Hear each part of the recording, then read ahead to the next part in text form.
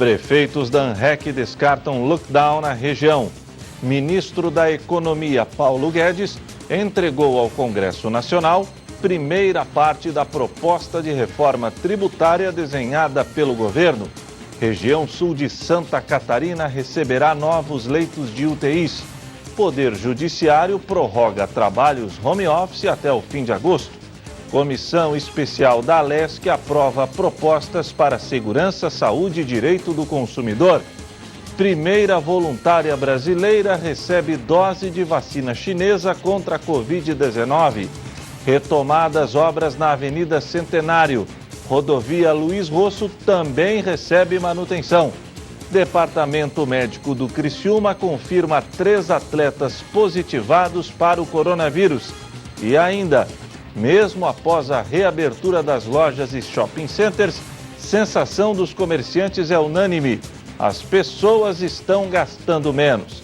As principais notícias do dia você confere a partir de agora. No ar pela TV Primavera de Criciúma, Informe Região.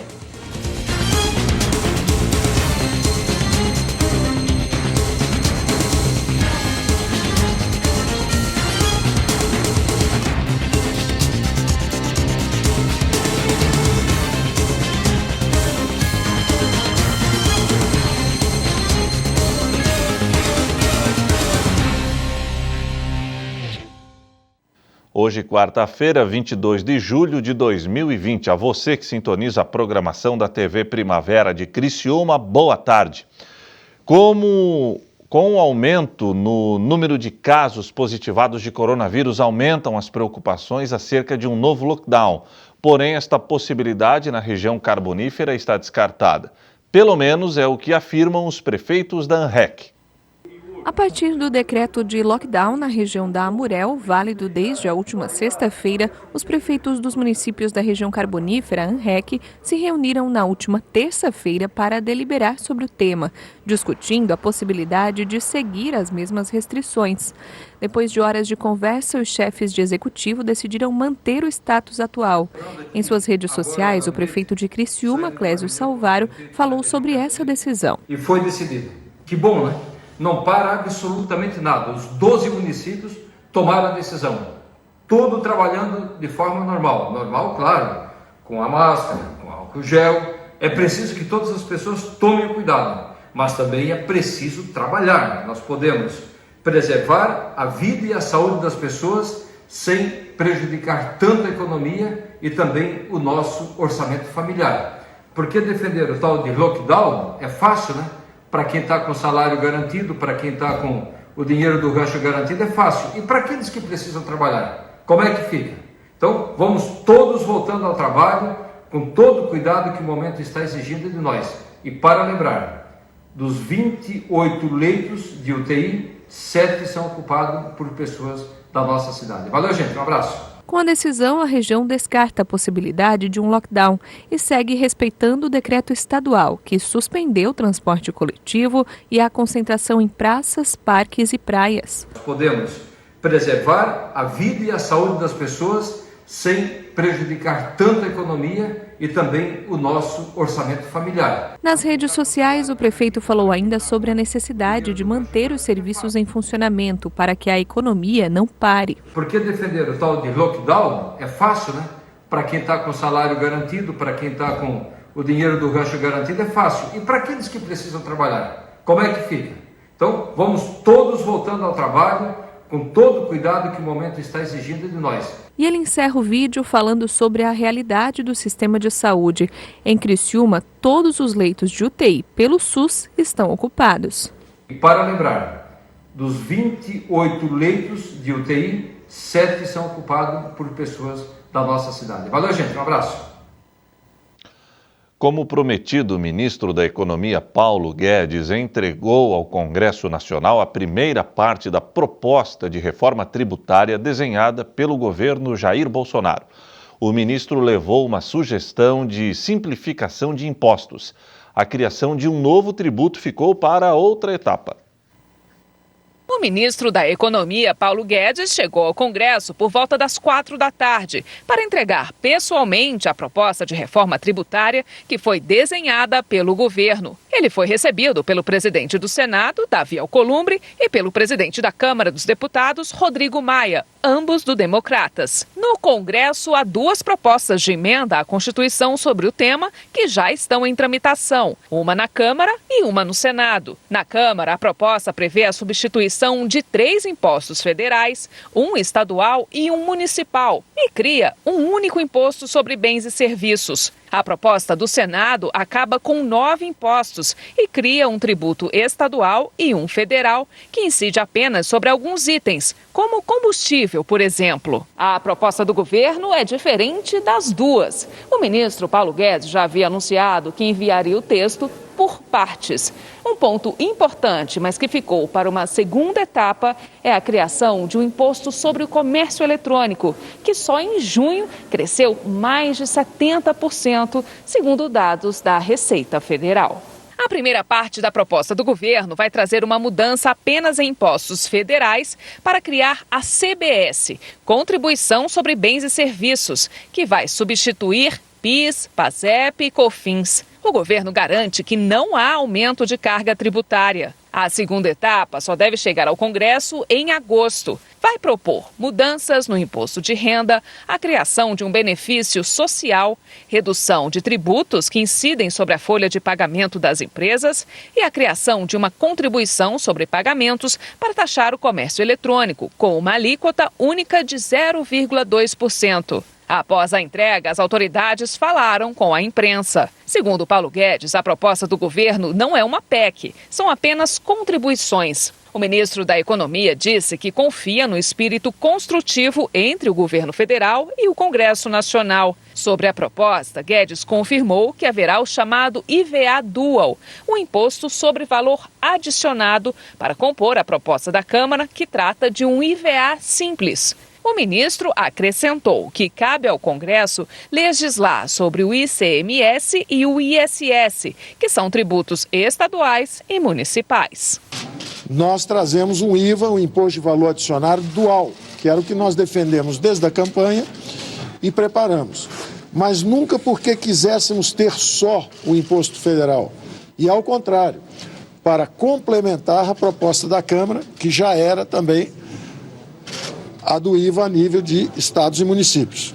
Então, se nós defendíamos o IVA dual desde a campanha, em respeito à federação e em respeito ao Congresso, não cabe a um ministro da Fazenda e sim a um Congresso legislar as relações entre os entes federativos. Eu não posso invadir o território dos prefeitos, falando sobre ISS, ou invadir o território dos estados, falando sobre ICMS. O presidente do Senado, Davi Alcolumbre, afirmou que a intenção do Congresso, juntamente com o governo, é criar um ambiente propício para os empreendedores. Ele não deu data de quando a comissão mista que analisa o tema terá sua primeira reunião, após ter sido paralisada por conta da pandemia do coronavírus.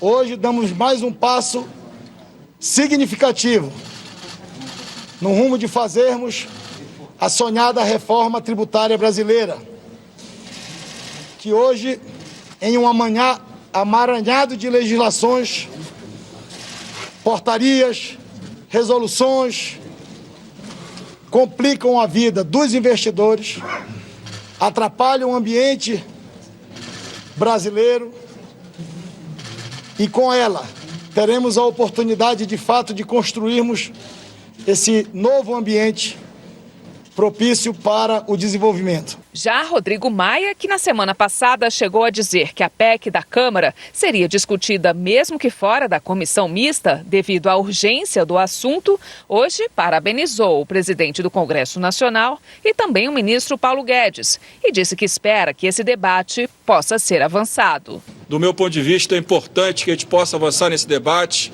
a discussão dos impostos sobre bens e serviços. O governo traz a unificação de 2 impostos federais. Nós temos propostas que ampliam esse escopo, independente do que vai ser aprovado. O importante é que, em conjunto, Parlamento e Poder Executivo, a gente possa avançar numa reforma tributária que, de fato, ajude, dê segurança jurídica para o setor produtivo investir no Brasil, gerar emprego e renda. A seguir, Comissão Especial da Alesc aprova propostas para segurança, saúde e direito do consumidor.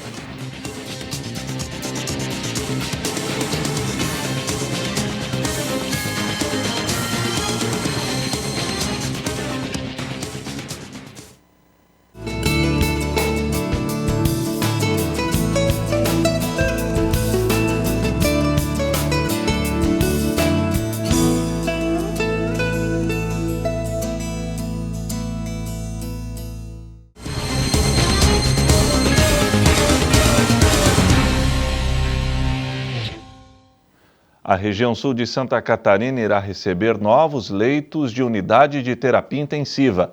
Confira na reportagem da jornalista Débora Correia. A região carbonífera vai contar com mais 10 leitos de UTI para o enfrentamento da pandemia de Covid-19 a partir do começo de agosto. O reforço estará no Hospital São Donato, em Içara. O acerto para a instalação dos leitos ocorreu após uma reunião entre o secretário de Estado da Saúde e o diretor da unidade, Júlio De Luca, nessa terça-feira. Mais uma vez, a gente recebe aqui representantes de hospitais do Estado, do interior do Estado. Hoje foi Içara. Içara tem uma proposta bastante interessante de ofertar leito de terapia intensiva para o sistema, para o enfrentamento Covid.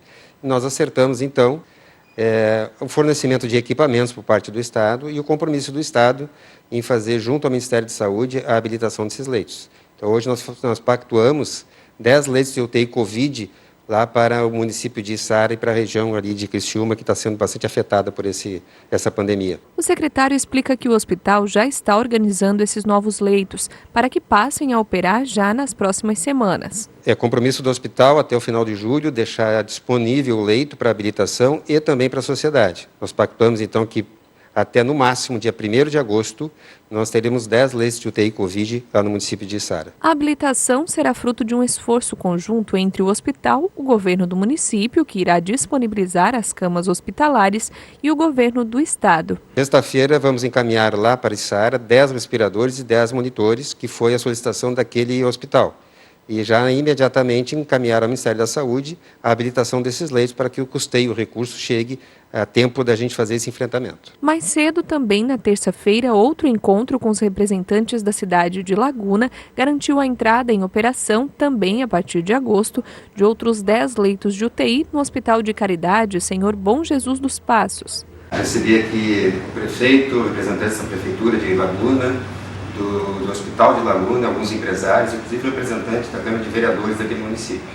A ideia é trabalhar na construção de leitos de terapia intensiva naquela cidade. O próprio hospital se manifesta como possibilidade de abrir novos leitos a partir do início de agosto.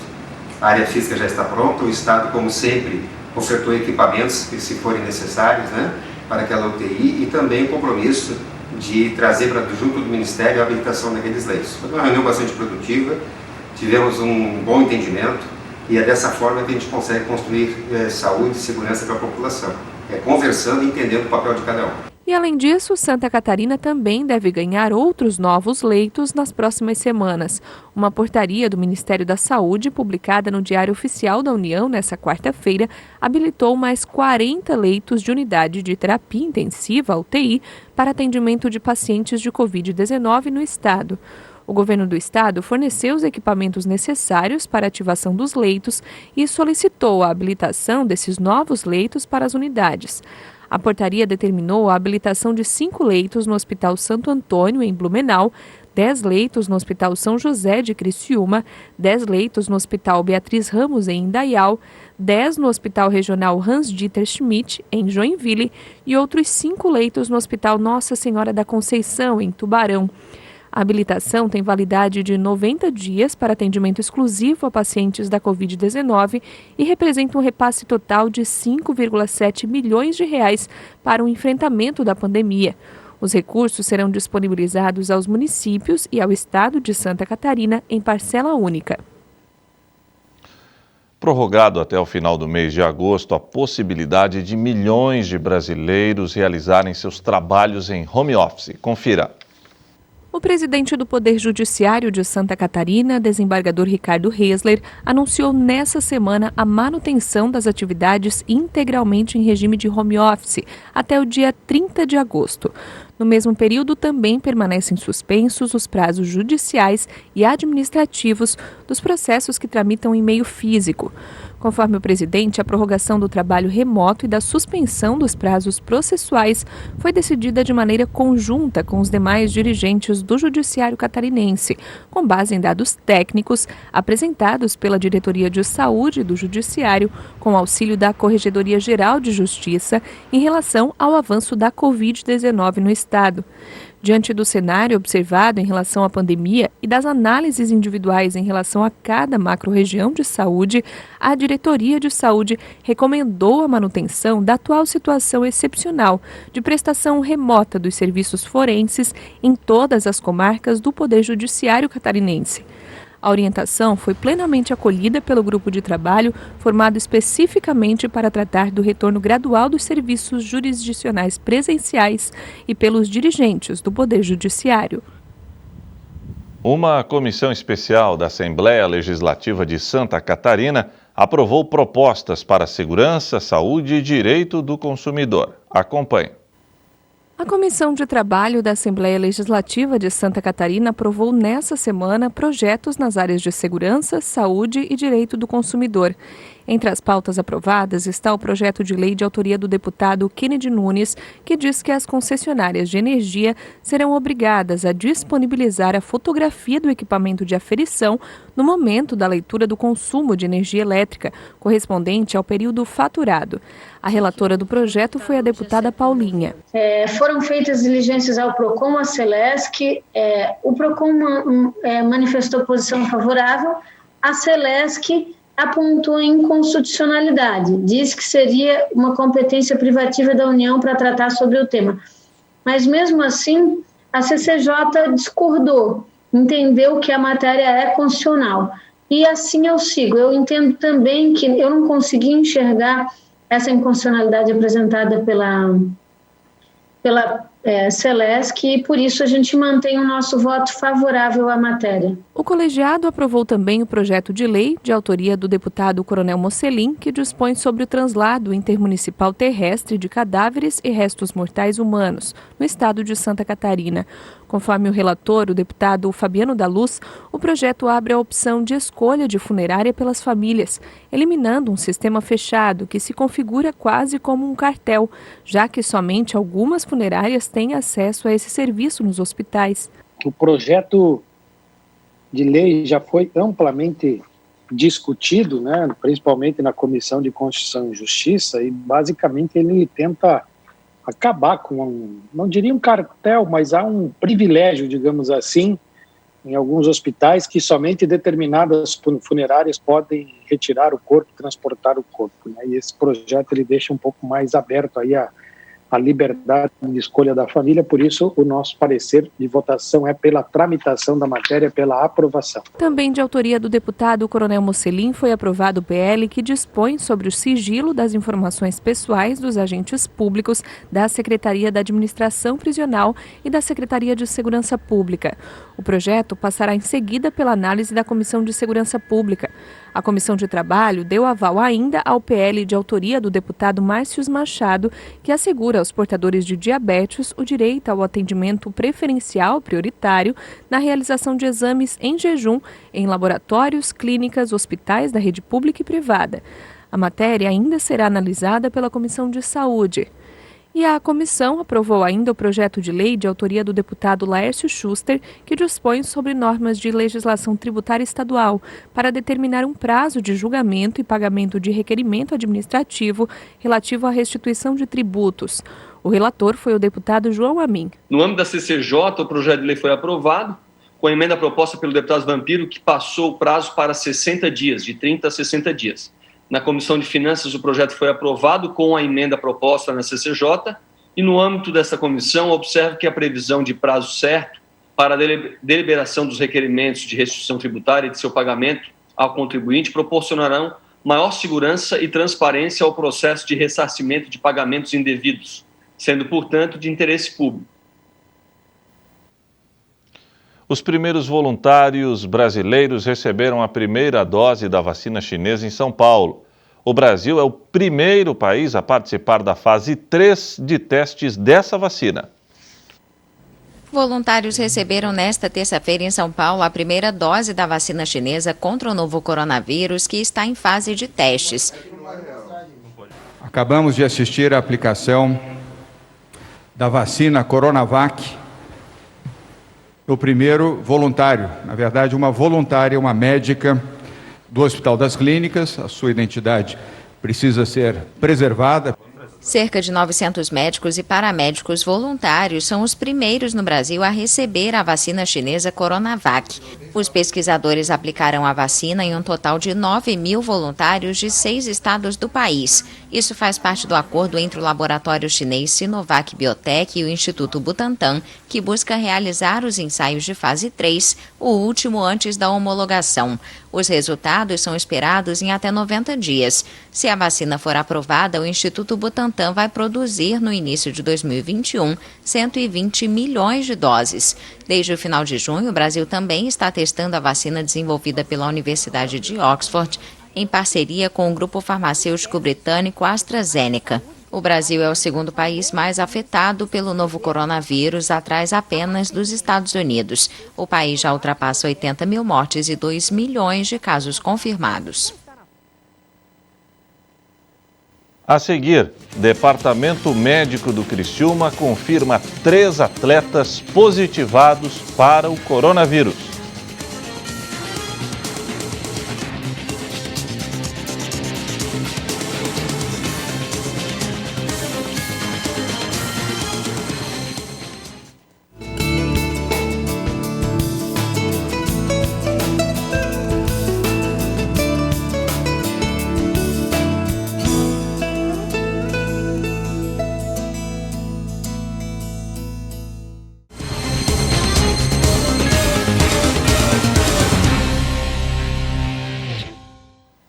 Foram retomadas as obras de revitalização na Avenida Centenário. A rodovia Luiz Rosso também está recebendo manutenção. Aos motoristas que transitam pela Avenida Centenário, uma das principais vias de Criciúma, muita atenção. Paralisadas há aproximadamente 4 meses, as obras de revitalização da avenida foram retomadas pela Prefeitura de Criciúma. Os serviços reiniciaram nesta terça-feira, nas proximidades do Terminal Central, e avançam em direção ao bairro Próspera. A via começou a ser revitalizada há 8 meses pela empresa JR Construções e Terraplanagem, responsável pelos serviços. As obras iniciaram no entorno da rótula da Avenida Jorge Elias de Luca, no bairro Nossa Senhora da Salete, e prosseguiram até as proximidades da estação rodoviária, na região central. Os trabalhos contemplaram trechos de 2 faixas destinadas aos veículos e da faixa utilizada pelos ônibus do transporte coletivo municipal. Conforme a secretária de Infraestrutura, Planejamento e Mobilidade Urbana, Kátia Smilewski, os trabalhos pararam por conta da pandemia, já que houve uma queda na arrecadação do município e a priorização pelos investimentos na saúde. A obra é feita com recursos da administração municipal, com investimento de mais de 2 milhões de reais. Além disso, outra via de grande fluxo de veículos na cidade também recebe melhorias. A rodovia Luiz Rosso está passando por uma operação tapa-buracos. A via que faz o acesso da BR-101 ao centro de Criciúma está bastante deteriorada há algum tempo. Os trechos com defeitos, fissuras e desagregação da capa asfáltica vão receber manutenção. Agora vamos falar um pouco de esporte. 3 jogadores do Criciúma testaram positivo para a Covid-19. A informação foi confirmada pelo Departamento Médico Carvoeiro há 6 dias do Tigre voltar a campo pelo Campeonato Catarinense. Os resultados foram obtidos através do exame RT-PCR. Logo no início dos sintomas, os atletas foram prontamente afastados para cumprir o período de quarentena. E, diante dos resultados, seguem observados pelo médico do clube, Dr. Ricardo Furtado. Então, na semana passada, 3 atletas apresentaram sintomas, de sintomas gripais.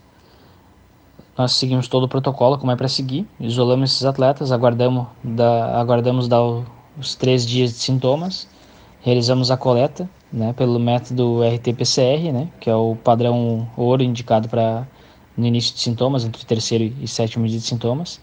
A gente realizou no 3º dia e obtivemos a resposta agora na terça-feira, né, que esses 3 atletas acabaram confirmando positivo para a Covid-19, né? Então esses 3 atletas agora eles seguem em isolamento, vão cumprir a quarentena, considerando desde o primeiro dia que eles tiveram o sintoma lá atrás, eles têm que cumprir os 14 dias de isolamento, né, que daria lá pelo dia 25, mais ou menos, que eles seriam liberados para poder voltar aos treinamentos, né? Mas todos os atletas eles seguem assim com poucos sintomas, né? 2 atletas estão muito bem, praticamente sem sintomas já no momento. O outro atleta ainda segue com um pouco de sintomas, assim, mas sintomas leves, né? Eu continuo acompanhando todo dia esses atletas, informação com eles, né? Todo dia tendo informações, e eles seguem bem, já foram medicados, né? Estão em suas casas e tudo segue na medida tranquila, assim, na medida do possível. Mesmo após a reabertura das lojas e shopping centers, a sensação dos comerciantes é unânime. As pessoas têm gastado menos. E um levantamento feito por um instituto aponta que quase metade dos brasileiros não pensam em voltar a comprar tão cedo. Uma mudança que vai impactar diretamente no Produto Interno Bruto, o PIB do país. Os anúncios de promoções, descontos e liquidações decoram a fachada das lojas e também revelam o esforço dos comerciantes para chamar o cliente de volta. Um mês depois da reabertura do comércio em São Paulo, os lojistas dizem que faltam motivos para comemorar. A avaliação deles é que o movimento ainda está muito abaixo do normal. Antes todo mundo vinha, provava roupa, isso tudo. Mas agora está um pouco complicado por isso. Aí está oscilando as vendas. Tem dia que está bom, tem dia que está mais calmo. Muito fraco, muito parado. Ninguém tem dinheiro. A metade do pessoal desempregado, que vai gastar, comprar um produto se pode para se alimentar, para tirar dentro de casa. Na sua loja, você acha que caiu quanto por cento o movimento? Caiu uns 70%. R$12 cada peça dessa. Antes da pandemia, nunca seria um preço desse? Jamais. Uma peça manga longa assim, a gente vendia de 40, 30 reais. E mesmo com esse preço ainda está difícil vender? Tá um pouco difícil. Mas a pior notícia para os comerciantes é que esse deve ser o novo normal. Uma pesquisa realizada em todo o país afirma que o brasileiro deve gastar menos após a pandemia. O levantamento foi feito por um instituto especializado em comportamento do consumidor. E cerca de 69 milhões de pessoas disseram que vão comprar menos nos próximos meses comparado ao que gastavam antes da pandemia. Essa parcela representa 42% da população adulta do país. E o impacto na economia deve ser grande, já que o consumo é responsável por mais da metade da riqueza gerada no Brasil. O PIB ele é muito impactado pelo consumo. É uma das principais variáveis que nós temos e que afetam a economia, que afetam o crescimento. Então, quando o nível de consumo das famílias cai, a gente tem um impacto grande, direto e, nesse sentido, negativo no PIB. Essa queda no consumo se deve, em primeiro lugar, à perda de renda do brasileiro, já que muita gente foi demitida ou então teve o salário reduzido. Mas também há uma mudança de comportamento. Durante o período em casa, muitas pessoas deixaram de comprar algumas coisas que estavam acostumadas e perceberam que esses produtos não faziam tanta falta. Hoje já está mais difícil para a gente sair para comprar roupa, sapato, tem que ir se segurando porque o desemprego está grande e a necessidade também. Só o essencial? Então. Comprar o essencial. A gente sempre estava acostumado a comer fora, pedir lanche, essas coisas que a gente vai diminuindo, né? Faz mais comida em casa, faz tudo mais em casa. Eu perdi meu emprego, tá vendo? Eu entrava aqui e já ia pegando. Chegava em casa nem servia, eu ia dando.